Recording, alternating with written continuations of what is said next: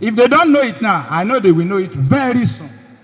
Because, you can see doctors, they are on strike. We taught them. Nurses on strike, we taught them. All of them, they are our boys, no matter their size.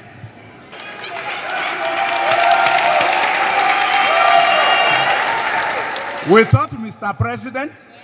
We taught Mr. Governor. We taught all the senators, all the members of National Assembly, State Assembly. We are there, okay? And it is only when Nigeria recognizes teachers and treats them well, we shall get it right.